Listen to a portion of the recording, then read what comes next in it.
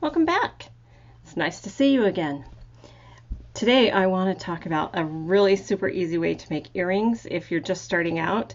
I have purchased these little, I don't know what they're from Hobby Lobby. I don't know what they think they are. I call them little charms. They go on sale about every other week. Different ones will be on sale at different times. And so I just wanted to show you some examples of some of the earrings that I have made. And some of these have been on clearance. This is a good example. This should have been $10 and I got it for $2.49. And they just are really super easy to make, and a lot of times they don't have you can't buy 10 or 15 pairs of these, but usually there's a few, and so this is a really easy way to make gifts for friends, family. Sometimes you can get a couple. These were on clearance, and I may have gotten my cards a little mixed up, so I'm not exactly sure. These kind of remind me of one of my sisters, and I think my daughter-in-law might like these. These were just on half off, so I got them for $2.50. So it's a really inexpensive way to give something nice to someone. So just all different kinds of things. So just watch for those at Hobby Lobby. Other craft stores probably have them too. I just happen to have a Hobby Lobby that's really close, so I go there a lot. So I'm going to show you how to make these, and I've actually taught this to people standing in the aisle at Hobby Lobby. So they come on a card. So the first thing you're going to do is flip that over and untwist this little wire that's holding it on. I think these are really cute. Red is one of my favorite colors, and so I got these. I don't know if I'll actually wear them, but I wanted to see how they looked. I thought they were cute. So, and I also wanted to show you some different ways to make or to use the earring wires. So this is becoming more popular. Let me see if I can, boy, let me hold it with my pliers.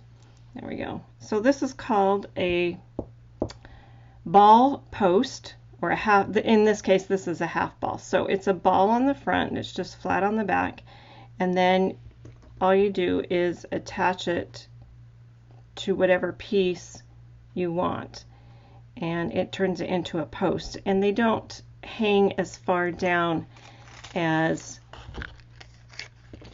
these kind of ear wires hang down.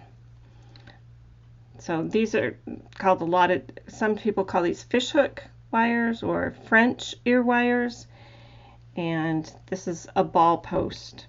And then another one that I think is really pretty are these round discs. I call it a coin because it kind of looks like a coin to me. So I was going to do the little mushrooms with the ball post, and then I was going to do these with the round. We'll see how I like it. And that's the thing about these, is you can make it any way you want. There's lots and lots of options out there. So just start looking around, and you might be surprised at some of the cool things you can find. This is how I started making earrings. Is I looked around for things like this, and then over time I progressed and did more and more things. And I'm going to open this jump ring. So twist to open, and I'm going to put it in that little ring. And I like my earrings to hang to the front instead of to the side, because to me that's not very much to see. So you usually have to have 2 jump rings in order to get that. And sometimes I put it on and then I realize, oh no, I didn't need that second one. So sometimes this is a little bit of trial and error. So there's a little teeny loop on the bottom of this little ball post.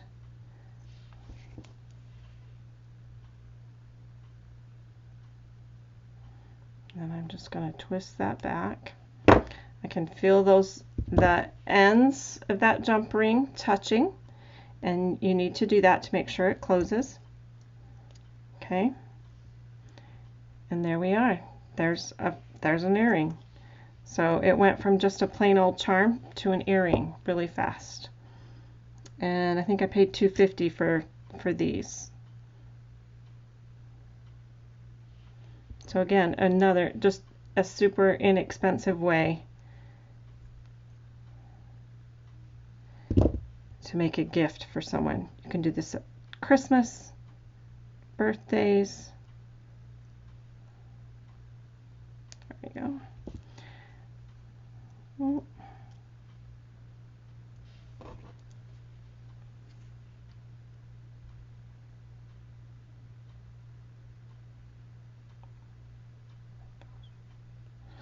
Okay, there we go.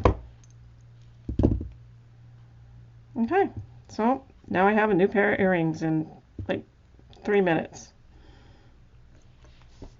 All right, I'm going to go ahead and do these, and then I'll come back and show you the results. All right, so I attached that back, or this circle, and realized that this is the wrong one. I used to have some of these that had a post on the back, and so this is the wrong one, and I can't find any of those posts. So I put on this kind of ear wire, and let's see, and it looks like I'm gonna need one more jump ring on there to get that to hang the way I would want it to. And then the last step on using these is you cinch down. Let's see if I can get that up there. I need to cinch down this little loop, and I'm going to try and do this. There we go. Okay, so then I just kind of squeeze that in a little bit, and that keeps the earring piece mostly from sliding all around, and it will keep it down in that little channel. And another possibility are the little locking back hoops, and I use these when I make earrings for my granddaughter. They're tinier, and I don't know, they're less likely to catch on things. So that's another option when you're making these earrings for yourself. Which is another positive to this whole thing, is that you can put the kind of backs you like, you can pick the different pieces that you like, you can really personalize this. So I put this one on a card so you can see that little ball at the top, and then it's just a post. So that's how those look.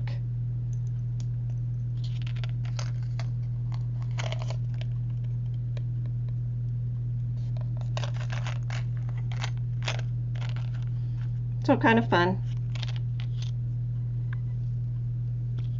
All right, thanks for watching. Remember to like, follow, and ring the bell so you get notified when I post new videos. See you next time.